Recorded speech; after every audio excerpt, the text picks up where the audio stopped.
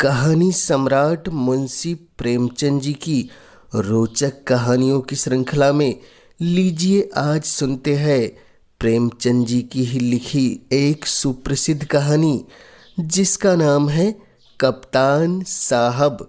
तो लीजिए प्रारंभ है कहानी। जगत सिंह को स्कूल जाना कुनैन खाने या मछली का तेल पीने से कम अप्रिय न था। वह सैलानी घुमक्कड़ युवक था। कभी अमरूद के बागों की ओर निकल जाता और अमरूदों के साथ माली की गालियाँ बड़े शौक से खाता।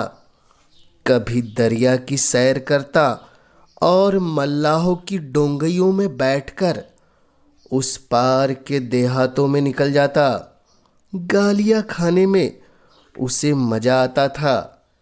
गालियाँ खाने का कोई अवसर वह हाथ से नहीं जाने देता। सवार के घोड़े के पीछे ताली बजाना, एक को पीछे से पकड़कर अपनी ओर खींचना, बूढ़ों की चाल की नकल करना उसके मनोरंजन के विषय थे। आलसी काम तो नहीं करता पर दुर्व्यसनों का दास होता है और दुर्व्यसन धन के बिना पूरे नहीं होते। जगत सिंह को जब अवसर मिलता घर से रुपए उड़ा ले जाता। नगद न मिले तो बर्तन और कपड़े उठा ले जाने में भी उसे संकोच नहीं होता था।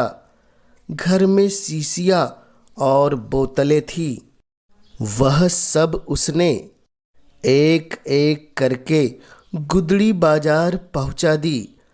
पुराने दिनों की कितनी चीज़ें घर में पड़ी थी, उसके मारे एक भी न बची। इस कला में ऐसा दक्ष और निपुण था कि उसकी चतुराई पटुता पर आश्चर्य होता था। एक बार बाहर ही बाहर केवल कार्निसों के सहारे अपने 2 मंजिला मकान की छत पर चढ़ गया और ऊपर ही से पीतल की एक बड़ी थाली लेकर उतर आया। घर वालों को आहट तक न मिली। उसके पिता ठाकुर भक्त सिंह अपने कस्बे के डाक खाने के मुंशी थे। अफसरों ने उन्हें शहर का डाक खाना बड़ी दौड़ धूप करने पर दिया था, किंतु भक्त सिंह जिन इरादों से यहाँ आए थे उनमें से एक भी पूरा नहीं हुआ।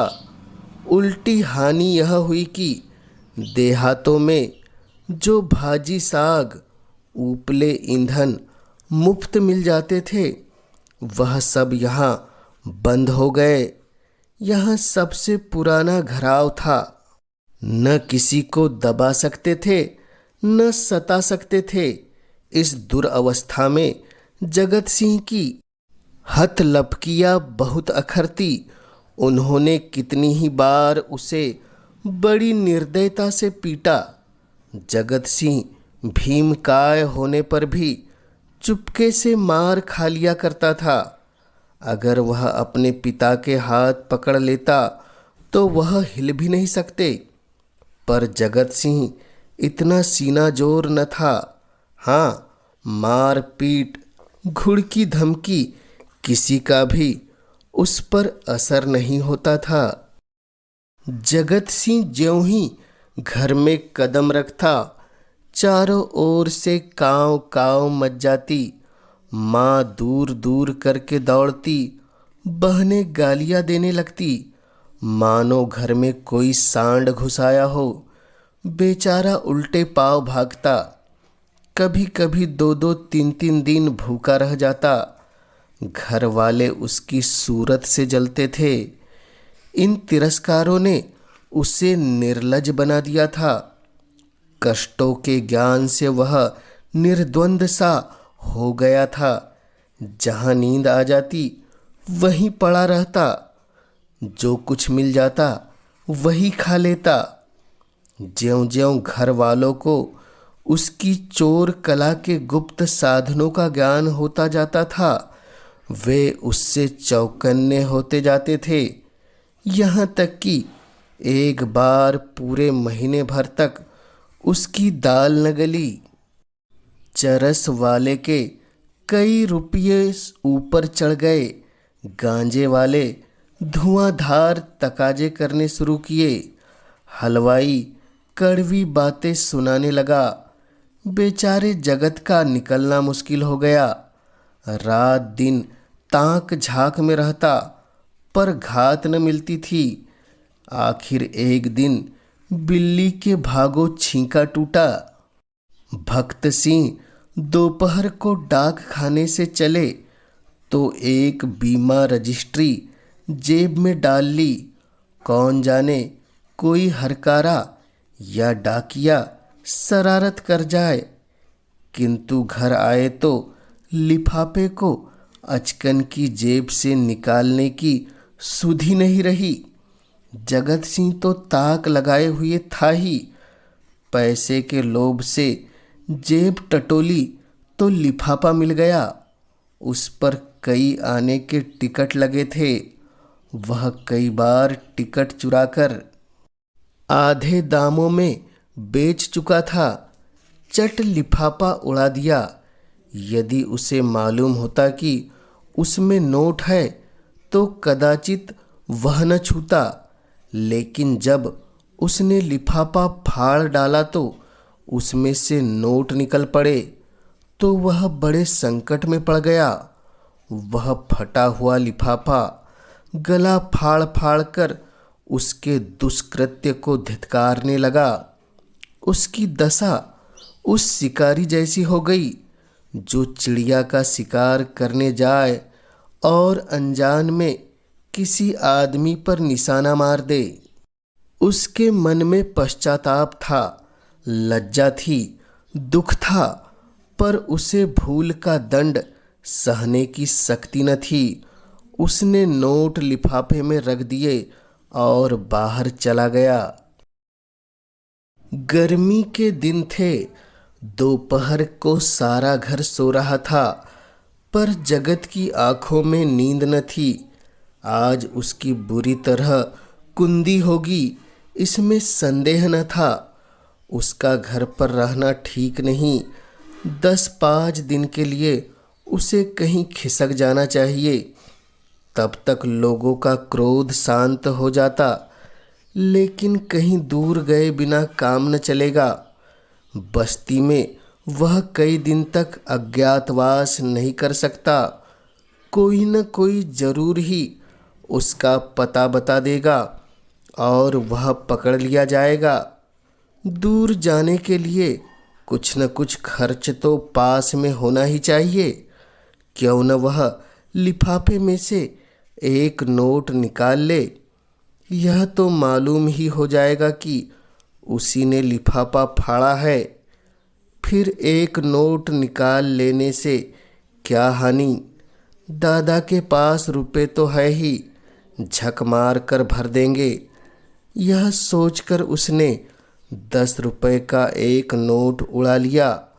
मगर उसी वक्त उसके मन में एक नई कल्पना का प्रादुर्भाव हुआ। अगर ये सब रुपए लेकर किसी दूसरे शहर में कोई दुकान खोल ले तो बड़ा मज़ा हो। फिर एक एक पैसे के लिए उसे क्यों किसी की चोरी करनी पड़े। कुछ दिनों में वह बहुत सा रुपया जमा करके घर आएगा तो लोग कितने चकित हो जाएंगे। उसने लिफाफे को फिर निकाला। उसमें कुल 200 रुपए के नोट थे। 200 में दूध की दुकान खूब चल सकती है।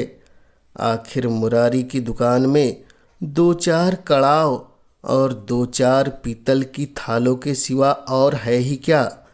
लेकिन कितने ठाठ से रहता है। रुपयों की चरस उड़ा देता है। एक एक दाव पर 10-10 रुपए रख देता है। नफा न होता तो वह ठाठ कहाँ से निभाता।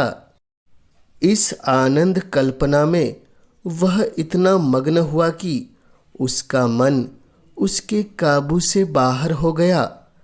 जैसे प्रवाह में किसी के पाँव उखड़ जाए और वह लहरों में बह जाए। उसी दिन शाम को वह बम्बई चल दिया। दूसरे ही दिन मुंशी भगत सिंह पर गबन का मुकदमा दायर हो गया। बम्बई में किले के मैदान में बैंड बज रहा था और राजपूत रेजिमेंट के सजीले सुंदर जवान कवायद कर रहे थे। जिस प्रकार हवा बादलों को नए नए रूप में बनाती और बिगाड़ती है, उसी भांति सेना का नायक सैनिकों को नए नए रूप में बना बिगाड़ रहा था।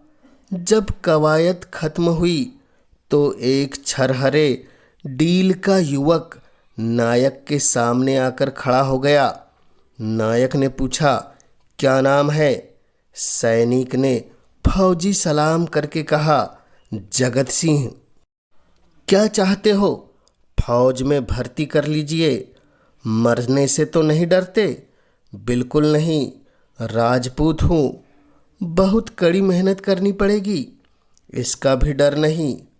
अदन जाना पड़ेगा, खुशी से जाऊंगा। कप्तान ने देखा बला का हाजिर जवाब, मन चला हिम्मत का धनी जवान है, तुरंत फौज में भर्ती कर लिया। तीसरे दिन रेजिमेंट अदन को रवाना हुआ, मगर ज्यों-ज्यों जहाज आगे चलता था, जगत का दिल पीछे रह जाता था। जब तक जमीन का किनारा नजर आता रहा, वह जहाज के डेक पर खड़ा अनुरक्त नेत्रों से उसे देखता रहा। जब वह भूमि तट जल में विलीन हो गया तो उसने एक ठंडी सांस ली और मुंह ढाँप कर रोने लगा। आज जीवन में पहली बार उसे प्रियजनों की याद आई। वह छोटा सा अपना कस्बा, वह गांजे की दुकान, वह सैर सपाटे, वह सुहृदत मित्रों का जमघट आंखों में फिरने लगा। कौन जाने फिर कभी उनसे भेंट होगी या नहीं। एक बार वह इतना बेचैन हुआ कि जी में आया पानी में कूद पड़े। जगत सिंह को अदन में रहते 3 महीने गुजर गए। भांति भांति की नवीनताओं ने कई दिन तक उसे मुग्ध किए रखा, लेकिन पुराने संस्कार फिर जागृत होने लगे। अब कभी कभी उसे स्नेहमयी माता की याद आने लगी, जो पिता के क्रोध, बहनों के धिक्कार और स्वजनों के तिरस्कार में भी उसकी रक्षा करती थी। उसे वह दिन याद आया जब एक बार वह बीमार पड़ा था। उसके बचने की कोई आशा न थी, पर न तो पिता को उसकी चिंता थी, न बहनों को। केवल माता थी, जो रात की रात उसके सिरहाने बैठी, अपनी मधुर स्नेहमयी बातों से उसकी पीड़ा शांत करती थी। उन दिनों कितने बार उसने उस देवी के नीरव रात्रि में रोते देखा था। वह स्वयं रोगों से जीर्ण हो रही थी, लेकिन उसकी सेवा शुश्रूषा में वह अपनी व्यथा को ऐसे भूल गई थी मानो उसे कोई कष्ट ही नहीं। क्या उसे माता के दर्शन फिर होंगे? वह इसी क्षोभ और नैराश्य में समुद्र तट पर चला जाता और घंटों अनंत जल प्रवाह को देखा करता। कई दिनों से उसे घर पर एक पत्र भेजने की इच्छा हो रही थी, किंतु लज्जा और ग्लानि के कारण वह टालता जाता था। आखिर एक दिन उससे रहा न गया। उसने पत्र लिखा और अपने अपराधों के लिए क्षमा मांगी। पत्र आदि से अंत तक भक्ति से भरा हुआ था। अंत में उसने इन शब्दों में अपनी माता को आश्वासन दिया था, माता जी, मैंने बड़े बड़े उत्पात किए हैं, आप लोग मुझसे तंग आ गई थी। मैं उन सारी भूलों के लिए सच्चे हृदय से लज्जित हूँ और आपको विश्वास दिलाता हूँ कि जीता रहा तो कुछ न कुछ करके दिखाऊंगा। तब कदाचित आपको मुझे अपना पुत्र कहने में संकोच न होगा। मुझे आशीर्वाद दीजिए कि अपनी प्रतिज्ञा का पालन कर सकूं। यह पत्र लिखकर उसने डाक खाने में छोड़ा और उस दिन से उत्तर की प्रतीक्षा करने लगा। किंतु 1 महीना गुजर गया और कोई जवाब न आया। उसका जी घबराने लगा। जवाब क्यों नहीं आता? कहीं माताजी बीमार तो नहीं है? शायद दादा ने क्रोधवश जवाब न लिखा होगा। कोई और विपत्ति तो नहीं आ पड़ी? कैंप में एक वृक्ष के नीचे कुछ सिपाहियों ने शालिग्राम की एक मूर्ति रख छोड़ी थी। कुछ श्रद्धालु सैनिक रोज उस प्रतिमा पर जल चढ़ाया करते थे। जगत सिंह उनकी हंसी उड़ाया करता, पर आज वह विक्षिप्तों की भांति प्रतिमा के सम्मुख जाकर बड़ी देर तक मस्तक झुकाए बैठा रहा। वह इस ध्यान अवस्था में बैठा था कि किसी ने उसका नाम लेकर पुकारा। यह दफ्तर का चपरासी था और उसके नाम की चिट्ठी ले आया था। जगत सिंह ने पत्र हाथ में लिया तो उसकी सारी देह कांप उठी। ईश्वर की स्तुति करके उसने लिफाफा खोला और पत्र पढ़ा। लिखा था, तुम्हारे दादा को गबन के अभियोग में 5 वर्ष की सजा हो गई। तुम्हारी माता इस शोक में मरणासन्न है। छुट्टी मिले तो घर चले आओ। जगत सिंह ने उसी वक्त कप्तान के पास जाकर कहा, हुजूर, मेरी माँ बीमार है, मुझे छुट्टी दे दीजिए। कप्तान ने कठोर आंखों से देखकर कहा, अभी छुट्टी नहीं मिल सकती। तो मेरा इस्तीफा ले लीजिए। अभी इस्तीफा नहीं लिया जा सकता। मैं अब एक क्षण नहीं रह सकता। रहना पड़ेगा। तुम लोगों को बहुत जल्द लाम पर जाना पड़ेगा। लड़ाई बिछ गई। आह, तब मैं घर नहीं जाऊंगा। हम लोग कब तक यहाँ से जाएंगे? बहुत जल्द, 2 ही 4 दिनों में। 4 वर्ष बीत गए।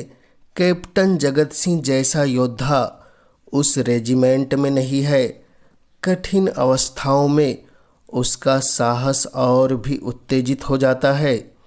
जिस मुहिम में सबकी हिम्मतें जवाब दे जाती है, उसे सर करना उसी का काम है। हल्ले और धावों में वह सदैव सबसे आगे रहता है। उसकी त्योरियों पर कभी मैल नहीं आता। इसके साथ ही वह इतना विनम्र, इतना गंभीर, इतना प्रसन्नचित है कि सारे अफसर और मातहत उसकी बड़ाई करते हैं। उसका पुनर्जीवन सा हो गया। उस पर अफसरों को इतना विश्वास है कि अब वे प्रत्येक विषय में उससे परामर्श करते हैं। जिससे पूछिए वही वीर जगत सिंह की विरुदावली सुना देगा।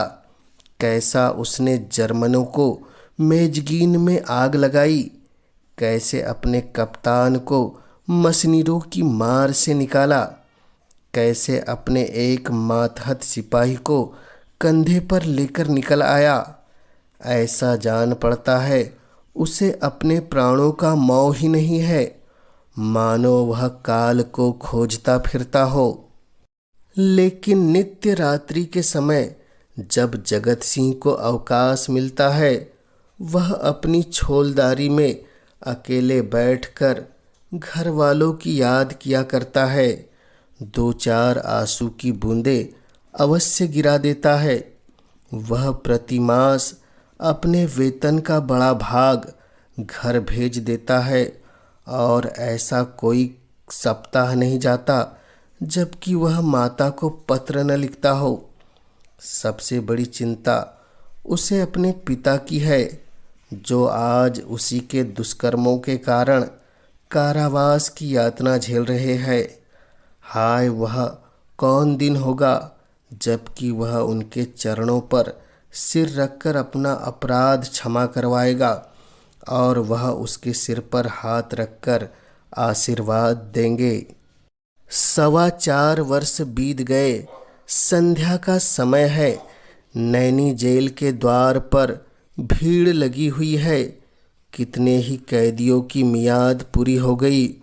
उन्हें लिवा जाने के लिए उनके घर वाले आए, किंतु बूढ़ा भक्त सिंह अपनी अंधेरी कोठरी में सिर झुकाए उदास बैठा हुआ है। उसकी कमर झुककर कमान हो गई है। देह अस्थि पंजर मात्र रह गए हैं। ऐसा जान पड़ता है कि चतुर शिल्पी ने एक अकाल पीड़ित मनुष्य की मूर्ति बनाकर रख दी है। उसकी भी मियाद पूरी हो गई है, लेकिन उसके घर से कोई नहीं आया। आए कौन? आने वाला ही कौन है? एक बूढ़े किंतु हष्ट-पुष्ट कैदी ने आकर उसका कंधा हिलाया और बोला, कहो भगत, कोई घर से आया? भक्त सिंह ने कंपित कंठ स्वर से कहा, घर पर है ही कौन? घर तो चलोगे ना? मेरे घर कहाँ है? तो क्या यहीं पड़े रहोगे? अगर ये लोग निकाल न देंगे तो यहीं पड़ा रहूँगा। आज 4 साल के बाद भक्त सिंह को अपने प्रताड़ित निर्वासित पुत्र की याद आ रही थी, जिसके कारण जीवन का सर्वनाश हो गया। आबरू मिट गई, घर बर्बाद हो गया। उसकी स्मृति भी उन्हें असहाय थी, किंतु आज नैराश्य और दुख के अथाह सागर में डूबते हुए उन्होंने उसी तिनके का सहारा लिया। न जाने उस बेचारे की क्या दशा हुई। लाख बुरा है तो भी अपना लड़का ही है। खानदान की निशानी तो है। मरूंगा तो 4 आंसू तो बहाएगा, 2 चिल्लू पानी तो देगा। हाय, मैंने उसके साथ कभी प्रेम का व्यवहार नहीं किया। जरा भी शरारत करता तो यमदूत की भांति उसकी गर्दन पर सवार हो जाता। एक बार रसोई में बिना पैर धोए चले जाने के दंड में उसे उल्टा लटका दिया था। कितनी बार केवल जोर से बोलने पर मैंने उसे तमाचे लगाए थे। पुत्र सा रत्न पाकर मैंने उसका आदर न किया। उसी का दंड है। जहाँ प्रेम का बंधन शिथिल हो, वहाँ परिवार की रक्षा कैसे हो सकती है। सवेरा हुआ, आशा का सूर्य निकला। आज उसकी रश्मियाँ कितनी कोमल और मधुर थी। वायु कितनी सुखद, आकाश कितना मनोहर, वृक्ष कितने हरे भरे, पक्षियों का कलरव कितना मीठा। सारी प्रकृति आशा के रंग में रंगी हुई थी, पर भक्त सिंह के लिए चारों ओर घोर अंधकार था। जेल का अफसर आया। कैदी एक पंक्ति में खड़े हुए। अफसर एक एक का नाम लेकर रिहाई का परवाना देने लगा। कैदियों के चेहरे आशा से प्रफुल्लित थे। जिसका नाम आता वह खुश खुश अफसर के पास जाता, परवाना लेता, झुककर सलाम करता और तब अपने विपत्ति काल के संगियों से गले मिलकर बाहर निकल जाता। उसके घर वाले दौड़कर उससे लिपट जाते। कोई पैसे लुटा रहा था, कहीं मिठाइयाँ बांटी जा रही थी, कहीं जेल के कर्मचारियों को इनाम दिया जा रहा था। आज नरक के पुतले विनम्रता का देवता बने हुए थे। अंत में भक्त सिंह का नाम आया। वह सिर झुकाए आहिस्ता आहिस्ता जेलर के पास गए और उदासीन भाव से परवाना लेकर जेल के द्वार की ओर चले, मानो सामने कोई समुद्र लहरें मार रहा हो। बाहर निकलकर वह जमीन पर बैठ गए। कहाँ जाए? सहसा उन्होंने एक सैनिक अफसर को घोड़े पर सवार जेल की ओर आते देखा। उसकी देह पर खाकी वर्दी थी, सिर पर कारचोबी साफा अजीब शान से घोड़े पर बैठा हुआ था। उसके पीछे पीछे एक फीटन आ रही थी।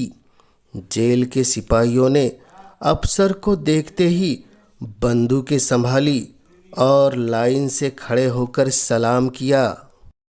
भक्त सिंह ने मन में कहा, एक भाग्यवान वह है जिसके लिए फीटन आ रही है, और एक अभागा मैं हूँ जिसका कहीं ठिकाना नहीं। फौजी अफसर ने इधर उधर देखा और घोड़े से उतरकर सीधे भक्त सिंह के सामने आकर खड़ा हो गया। भक्त सिंह ने उसे ध्यान से देखा और तब चौंक कर उठ खड़े हुए और बोले, अरे बेटा जगत सिंह। जगत सिंह रोता हुआ उनके पैरों पर गिर पड़ा, उनके पैरों पर गिर पड़ा।